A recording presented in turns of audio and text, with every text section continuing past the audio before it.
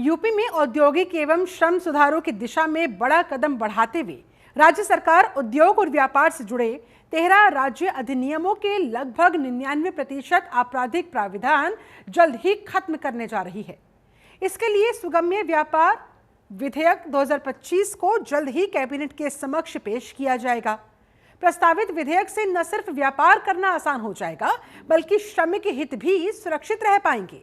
कैसे? इस रिपोर्ट के जरिए देखिए और समझिए। योगी राज में कारोबार करना होगा आसान। अनावश्यक दंडात्मक प्रावधान होंगे खत्म।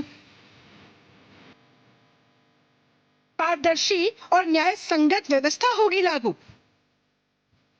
उत्तर प्रदेश सरकार कारोबार को और सुगम बनाने के लिए जल्द ही सुगम्य व्यापार विधेयक लाएगी। इस विधेयक के जरिए प्रदेश में उद्योग और व्यापार से जुड़े 13 राज्य अधिनियमों में लगभग 99% आपराधिक प्रावधान खत्म कर दिए जाएंगे।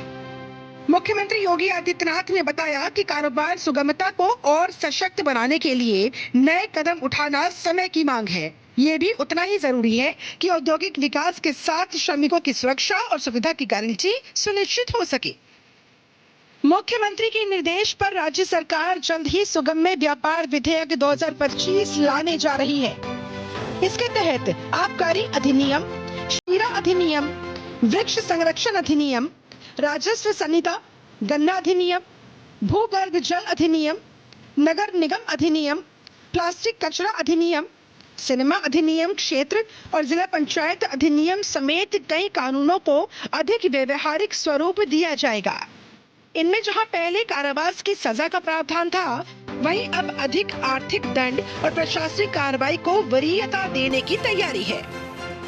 उत्तर प्रदेश देश का पहला ऐसा राज्य बनने जा रहा है जो व्यवहारिकता के दृष्टिकोण से इतने बड़े पैमाने पर आपराधिक प्रावधानों को गैर आपराधिक श्रेणी में बदलेगा। सीएम योगी ने कहा कि नए प्रावधानों से अनावश्यक दंडात्मक प्रावधानों को समाप्त कर उनकी जगह और न्याय संगत व्यवस्था लागू की जाएगी। उत्तर प्रदेश में आसान होगा व्यापार। 14 विभागों से राय के बाद बनाया विधेयक। इनमें से ज्यादातर विभाग सहमत हैं। कुछ ने आपत्तियां दर्ज कराई है। सीएम योगी का कहना है विधेयक को ऐसा स्वरूप दिया जाए जो उद्योग और श्रमिकों के हितों में संतुलित हो। श्रम कानूनों के सरलीकरण पर भी चर्चा हुई। योगी आदित्यनाथ ने कहा कि निरीक्षण व्यवस्था में पारदर्शिता लाने के लिए स्वयं सत्यापन और थर्ड पार्टी ऑडिट की प्रणाली अपनाई जानी चाहिए। इन सुधारों से जहां उद्योगों का बोझ कम होगा, वहीं श्रमिकों का हित भी सुरक्षित रहेगा। सुधारों की श्रृंखला में निवेश मित्र 3.0 पर भी विचार विमर्श हुआ।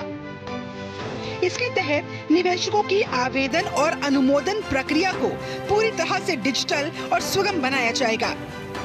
साझा आवेदन फॉर्म, पैन आधारित पहचान, स्मार्ट डैशबोर्ड, बहुभाषी सहायता और एआई चैटबॉट जैसी सुविधाएं जोड़ी जाएंगी।